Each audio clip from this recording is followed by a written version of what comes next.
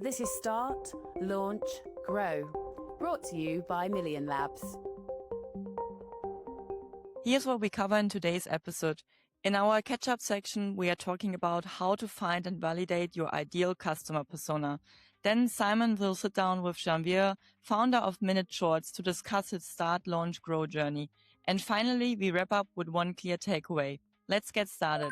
Hi, Simon. Where are you? It looks different. You're not at home. No, I am in North Yorkshire, enjoying the Yorkshire Dales. Is that one of your Land Rover trips? No, this is just a family trip, just escaping to the country. I'm happy to hear that you still find some time for your family then. Let's talk about today's discussion, which is one thing that we kind of see come up and up again in our startup advisory calls that we have with all of our startups that we work with, is this kind of pattern around the ideal customer persona, or often called ICP.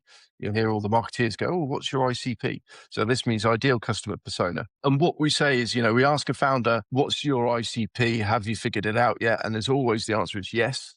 Of course, I've figured it out. But then when you ask another question, it's like, well, can you describe them to me? And what did they eat for breakfast? What newspaper do they read? What car do they drive? When you start getting into the detail, you realize that actually their ICP is very high level. And I think the other thing that we see them do is they kind of try to include everybody in their ICP. So it's no longer an ICP, it's just like everybody. Oh, well, it's males between 18 and 50. But they could also be females, and they could be a bit younger, and they could be a bit older. And now you've got the whole population of the world included in your ICP. I think the one thing is that they tend to be a bit vague. And because it's so important, we want to kind of go into this in this episode and try and help people define, like, how do you actually get to an ICP that's usable? And as always, we want to link it to our Start, Launch, Grow framework. So when you are at the start phase, what's super critical is that you validate the pain. You don't validate scalability yet, and you go super niche. So what Simon said before is like, most of the time people tell us, "Oh yeah, I know my customer persona. I target HR departments. I work with e-commerce brands. I, work with SMEs in the finance industries." Well, what does that mean? Going super niche is super important, but I think we are all guilty of that because we are afraid that we exclude potential customers. So you have that constant challenge of thinking like, but why shouldn't I add also, another segment, right? It could be like more customers for me, but actually we see the opposite. And what's important is that, yes, obviously you should still think about your total addressable market. That's important to in general, like figure out what is the market size of your business. But you shouldn't look at it at day one when you do an outreach. You should rather like focus on the urgency. So let's make an example. Let's look at Airbnb. As we know, Airbnb is a global company, right? They serve business trips, they have vacations. You have all sorts of accommodations. You even have like Airbnb experiences now. But when we really look at the first pitch that they gave, this was all around like conference attendees in San Francisco. So they saw that, there are a lot of people that busy people that go to conferences, fly into to San Francisco, but there are not enough affordable accommodations, right? Like not enough affordable hotels. So that's why all of their outreach, like all of their messaging was really tailored to this specific segment. And this is what kept them going. This is how they validated the first demand. Yeah. And I think lots of founders figure out the geography bit, or at least they think they have. Lots of them will say, "Oh, we're going to target UK or US or wherever." But actually, it's probably still too wide. And what Airbnb did is exactly right. Let's pin it down to a city. Let's say it's San Francisco. We're just going to target San Francisco. Maybe it's even down to a suburb, of the city. And get real tight with that niche, not just on your ICP, but on the geography that you're going to do it in, because that really helps. It helps, target everything. And often if it's on your doorstep, it really helps because you can go and talk to people. You can literally wander out into the street and talk to your potential customers if you've got the geography nice and tight. As you said, they're worried about excluding people, so they kind of start to make this TAM, or the total addressable market, wider and wider. And actually, it's meaningless.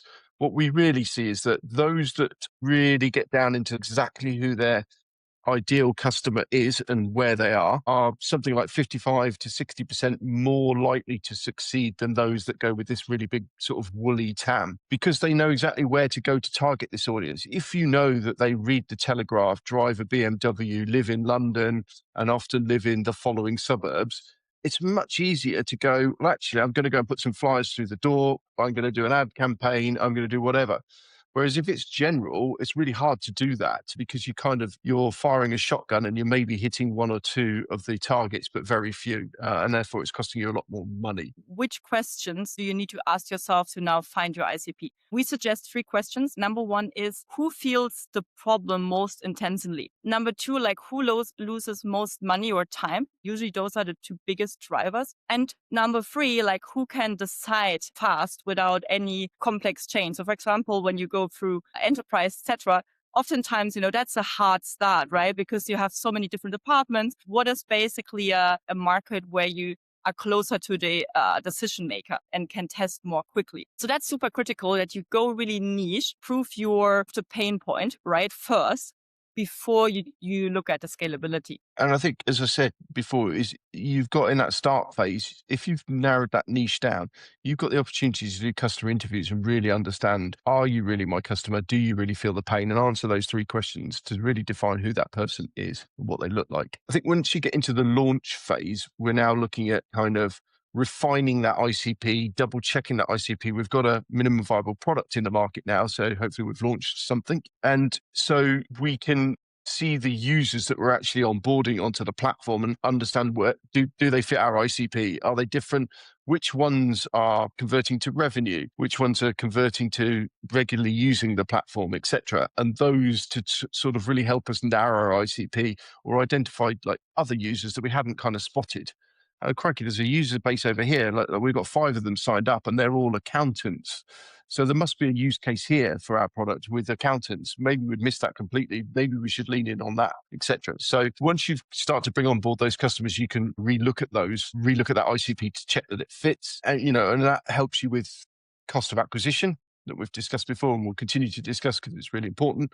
But, understanding that cost of acquisition and where you go to find those users and how you can get that cost of acquisition as low as possible and get the quickest return on investment is going to be absolutely key. So really narrowing down on that ICP from actual users you've now got is really helpful. And I think you won't believe it how many people are doing that wrong. And I think that's one of the number 1 things we see, and we have the same debates all of the time. Just naturally, you think, going bigger is better. So that's definitely a misconception. Just going back to our Airbnb example. So what does it mean now for the launch phase? So as we said, Airbnb focused on conference attendees in San Francisco, like in their start phase. Now in the launch, they went from conference attendees to urban travelers. What they did is they analyzed the pattern. What they saw is working is that people that are visiting a busy city, go to events, they are looking for more affordable, cheaper accommodations. So they looked for other cities to apply the same concept and scale. Now this is about looking at scalability and seeing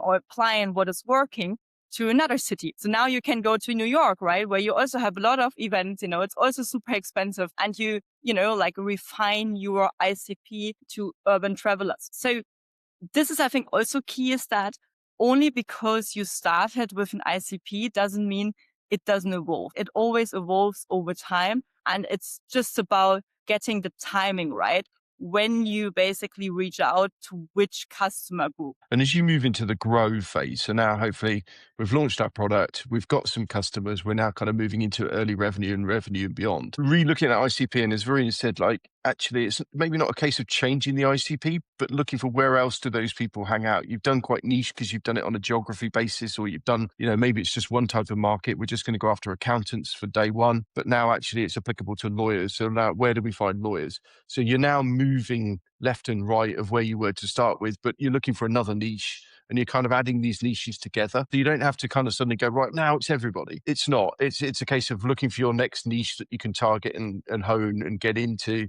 Maybe you have to make some tweaks to the product along the way to better suit that niche, but you're just adding niches together until you've got kind of this market beachhead that you can build out from. And then you can start to look at secondary ICPs. So these are like adjacent segments where you find that actually there's a different type of user over here that have got a slightly different type of need and use case. So they're going to be our secondary ICP that we're going to go after. And you can start to expand out from what was your primary. Yeah. And if you're unsure about what's the next niche, you can always show different options within your app, say coming soon, sign up, just to see where's actually the most interest from your users. So let's catch up with Janvier from Minute Shorts and see how his journey went. Welcome to the pod, Janvier, CEO of Minute Shorts.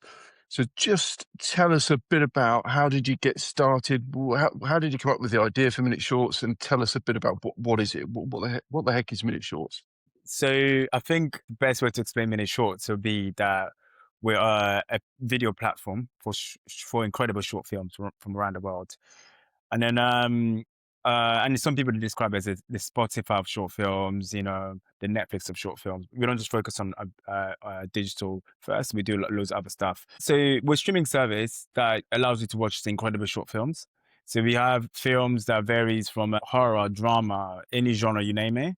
And we also have a great catalogue of award-winning short films from BAFTAs, the Oscars, all the big awards, as well as this incredible short film that a student that has made that we think is amazing that deserves to be platformed. And that's from the digital aspect of the platform. And then we also do loads of activation. We do loads of film screening events with the likes of Mubi, BBC, brands like Nike, Propercorn, Samsung.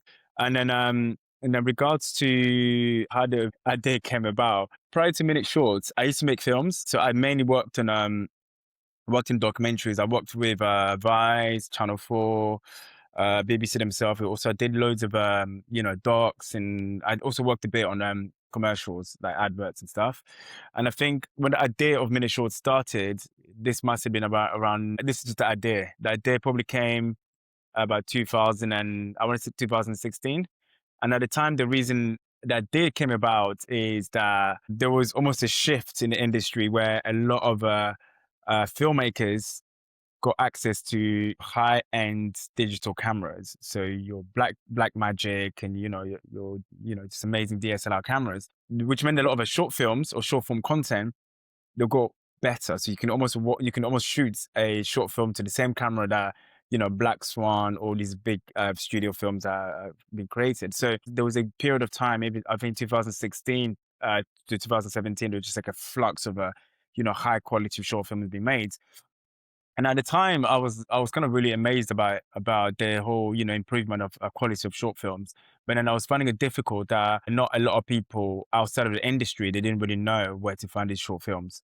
So unless you go to film festivals, go to film awards, or you have a friend as a filmmaker, you won't be able to find these films. By the time, I just wanted to kind of make it almost like a small platform where people can discover these short films that aren't filmmakers or people that aren't in the film industry, because I found them really interesting. I thought an average person found them interesting.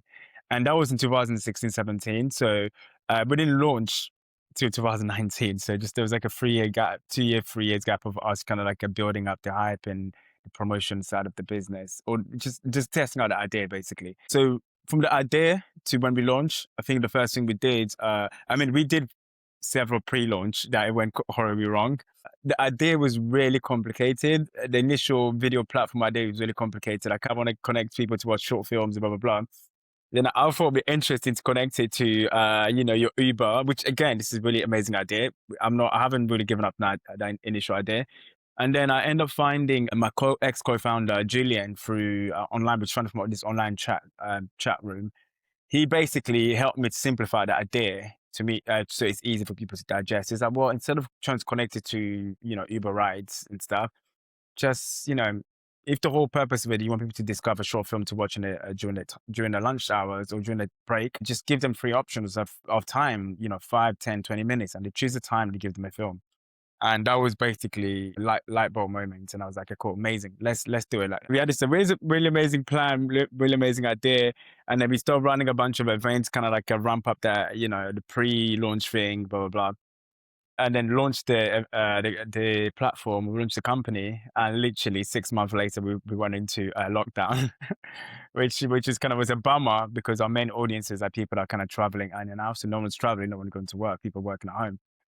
And then we end up adjusting the idea, or pivots that idea. So at the beginning, it was only mobile. It was mobile first. Pivots that idea that we realized a lot of people at home during lockdown, they'd be watching films on a laptop, on a big screen, etc. And then we created a website, like website version of the platform, which you can access on your laptop or on your big screen. And then, then we kind of shift and pivot the idea that isn't really focusing on people's pockets of time when they're traveling or work and stuff. We kind of pivot into it's a platform that you can discover film to watch in your own time on the big screen or the small screen. And then, then got introduced to Simon, and then since then we've been working for many years. Yeah.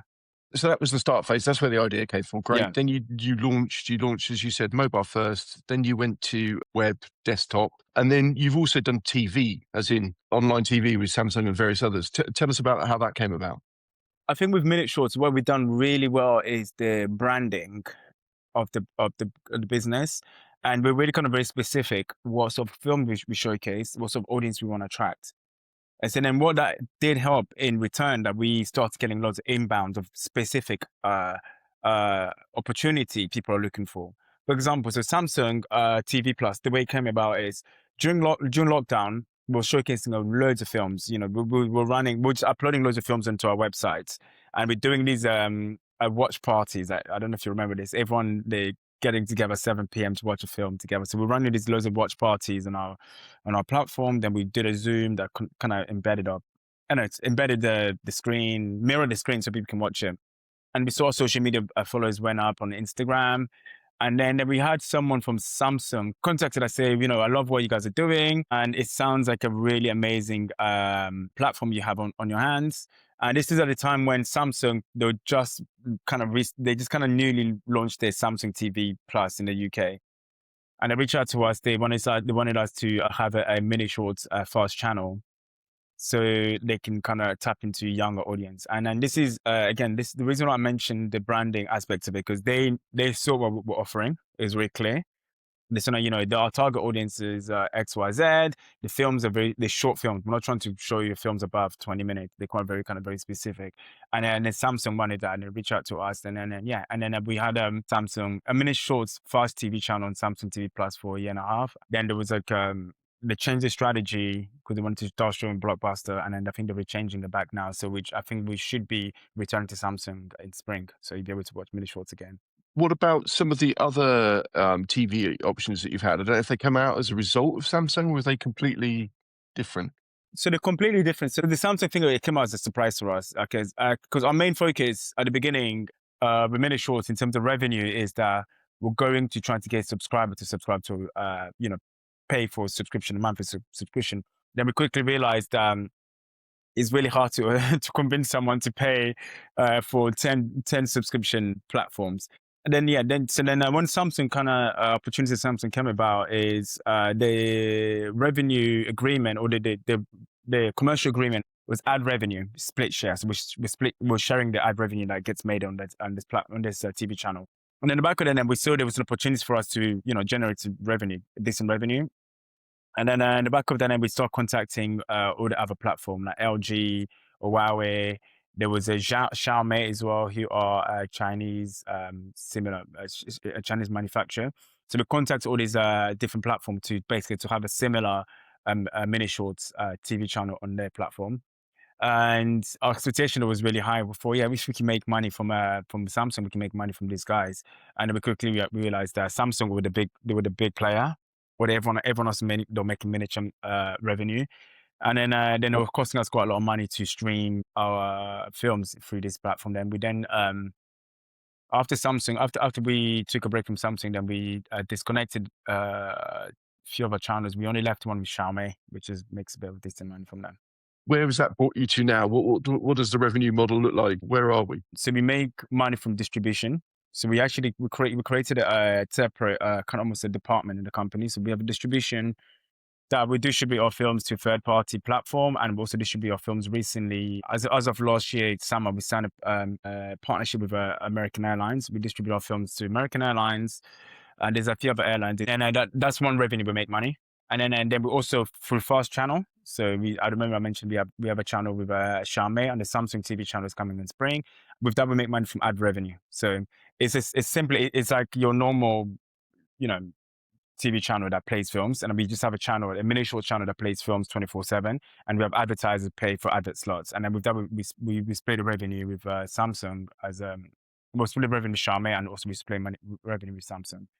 We also make money from activation. So we do loads of brand activation. So for example, we've got one coming up on Monday with WeTransfer. So they made a short film and they want to get a short film out to an audience, specific audience that want to watch short film. So they come to us to host an event and to come to us to do loads of digital promotion. And then we get paid for that. That's an activation stuff that we do with loads of brands. So we make money from that as well. And then recently we start thinking about maybe start to explore YouTube. That's another revenue that we're going to start penetrating because there's YouTube now, they do loads of the paid creators, paid YouTube channels. There's quite a lot of revenue streams there. They're all require sort of different management, different kind of competencies, etc. So that's quite a difficult thing to juggle as a founder, relatively new, not into the industry, but into the commercial side of things. So I guess what's the hardest problem or the hardest thing that you're having to solve on a day-to-day basis there? So I'll probably say the hardest thing to solve most of the time is the agreement, is the intellectual property. I'll give an example. So we recently, last year when we launched our partnership with American Airlines, we had a film that we featured in the package of the film that we sent, the initial package. There's a music piece in it that was not licensed. And then someone at Sony came across to the film in the airline and reached out to American Airlines directly, asking them, did I get that signed off? So, and then American Airlines reached out to us. Luckily it was dealt with amicable. So I think the licensing is something it tend to be a kind of recurring thing around as an issue, where filmmakers don't have the license to stream that film in that specific region. So we have to geolog certain films. Similar way, we have a deal in UAE. Some of the films are, they might not be culturally appropriate for that part of the world. So you have to be geologged and stuff. So that's something like we tend to run quite regularly. And then also just the commercial agreement, because as you know, whoever you're doing the deal with, someone always trying to kind of make more money than you or whatever. So I think just like something at the moment we're trying to be, I tend to face quite a lot, just trying to be very firm in terms of like, this is what our agreement is. And 9 out of 10 times people are always trying to take more slice of the pie than they can. So I'm trying to that's something I tend to learn to be much more firm with. And then that's something like it tends to be kind of a recurring thing. And then also then the delivery of the project. So I always say if a project's meant to be delivered in 3 months' time, your deadline is 2 months. Always give that a month buffer, something going wrong. I think delivery is something I think we run with loads of issue with, and that's internally and also externally the people we collaborate with. I think these are the 3 things I tend to find quite a recurring issues that runs a lot. You've obviously also got the filmmakers, so you're almost sat in the middle. You're trying to create the distribution channels through to whoever it is, Pacific or whatever, but you've got the filmmakers as well. So how do you compensate those guys and girls? How does that bit work? I'll give you the distribution one as an example. So that it all kind of runs a similar strategy in there. So with our distribution platform, our distribution agreement, so 20% of the revenue we make from that, it goes to the filmmaker. So we all, everyone has a share in the part of the money we make. And the reason why, because as a filmmaker myself, as our kind of ethos, our goal in the platform or the company is that we want to make sure the filmmakers are making money off their short films. That's like the end goal for us. The creator is actually making money from what they've created. Because a lot of filmmakers that was one of the reasons why I pretty much started mini shorts at the beginning. Because I realized that, these films and no one has seen them, these amazing short film we created. And number 2, the filmmakers are making this film, they're not making money. It's quite funny. I had a meeting with BFI, and I had a roundtable with BFI last week, and I was speaking to a filmmaker who he had this film distributed to an airline 2 years ago, and he told me the distributor who helped get them the film into the airline, he told them there was not money in that. And it was the same airline that we work with. I found it really strange. And to him, it was completely normal. He's like, oh yeah, I made a short film. I distributed, I made no money. Then I was like, no, you should be compensated for the work you've done. So I think with us, that's the revenue strategy we have, that we make sure there's a percentage that gets given to the filmmakers. Some of the filmmakers now that we work with, that we've been working for the last 5 years, they've actually gone to be established. They're making the BBC, then one of them is actually nominated for the BAFTA for his debut feature. So then what tends to happen is these filmmakers who are not going to be established, we're having to renegotiate some of the terms. So they have agents. So the agent come to us, say, well, that film now is we can't have 20%. We want X more percent of the revenue. So yeah. Yeah, I mean it's a good problem to have, but it's also, you know, like you'd like to think they'd remember where they came from, and they're putting the ladder back down to help everybody else come up, but no, apparently not. You think that, but that's not the case. To be honest, it's most of the time it's not really the filmmakers; it's always the agent. So the agent who wants to step in, and the conversations it becomes more difficult. They delay loads of projects, so because they need to look at the terms, they need to adjust this, and certain films can't be shown at this location. Blah blah blah. It becomes just like a bit tedious. But that's something in the past 3 years now we've been doing it. So we kind of think we got hang of how we communicate with these things now. So into the growth phase, we're revenue generating. We've brought on multiple revenue streams. It's tough, but it's moving forward. Where do you see the future being? What's the kind of grand plan for the next stage of growth? It's quite fun. I think what tends to happen is the more you're growing, the more headache and costly it becomes. So because you need more people to kind of deliver stuff. For example, with us, we host video files, so the storage in itself it becomes more expensive and stuff. So we still believe that there is a unique proposition about no one's really has tapped in with short films. And remember, we make majority of our revenue from the distribution and ad revenue, but it's not directly from our own platform. So it tends to be third-party platforms. So we're distributing to airlines. We have a TV channel. So one of the main focus this year after summertime is actually to go back and to redesign our platform and actually figuring out what is our proposition exactly that we can offer in this platform that no one else can offer. And that's kind of our main goal for the second half of the year. And then from the company and the brands, we know the brand has a very strong identity. People start to recognize in terms of like the sort of filmmakers we showcase, their sort of events, just the image. If you go on our Instagram, you can see the sort of image can represent. I think we're going to try to capitalize that and then trying to maybe start creating products out of that. So there's merchandise and stuff that we want to really like capture people in terms of the image that it represents. And then also because we run loads of film screening events that they're becoming more and more popular. At the beginning, we used to run events every 3 months. It went on to once a month. Now we do it twice a month, purely because of the demands from our audience and also demand from the brands and collaborators we work with. And on the back of that, my business partner, actually, he came to me and said, well, we should, in the future, we should really think about doing festivals. We have events that, on average film screening events, we have about 300 people come. So that's with us doing a very minimal, very minimal team and stuff. And if we put together a team, we can get a lot of brands that we work with, collaborators to work with to be the headline sponsors and stuff.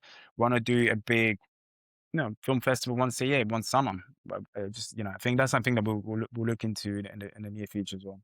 You've been on this journey, potentially 10-year journey from the idea through to where we are today. And, it's always an overnight success that takes 10, 15 years. We kind of know that. But what's the one lesson that you would leave other founders with? Like, what's the one thing that you've learned that you kind of go, this is what you need to know?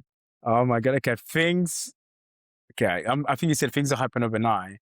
And then also, I would say, I think running a startup, you need to be very patient, and also resilient is something like I've discovered resilience through running a company.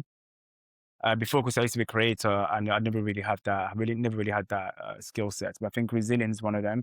If you expect something to happen in a year, always double the time. So I think things aren't. So if you expect a deal to go in 3 months, always double it. So it's 6 months. So things always happen twice amount of time than you expect. Things take time, basically. I think that's one thing I'll say. I think you're absolutely right. And we see it all the time, is that the startups that get lucky are the ones that have probably been around for 5-10 years and then they suddenly got lucky. Very, very few get lucky overnight. That's not the typical startup journey we see. It's more what you've been through and what we've been through and others have been through. It takes time. Thank you so much for spending some time with us. Good luck with the future, and we look forward to catching up with you in maybe in 18 months' time to see where you've got to in Minute Shorts got to. Hi, Simon. Welcome back. What would you say is one insight that stayed with you after the conversation with Janvier? I think the one thing that comes to mind is how long things take. He's dealing with corporate distribution partners. And actually, as he said, if you think it's going to take 2 months, you might as well double it or triple it. It's going to take a lot longer. And that's something we see all the time with lots of startups is when they talk about, we're going to partner with these guys, they're going to bring us loads of users. Yeah, they might do. And that's brilliant. But just know that that's, going to take quite a while. So it's that kind of time thing. Time in startups always is longer than you think it's going to be. If you enjoyed this episode and you want to hear more conversations like this, make sure you subscribe to our podcast at all the major podcast providers. Our goal is to encourage more people to take action and turn their ideas into execution, into a startup, into a project. We also run our Start, Launch, Grow newsletter, where we share practical advice for every stage of your journey. Just visit millionlabs.co.uk to learn more. Thanks for listening, and we'll see you next episode.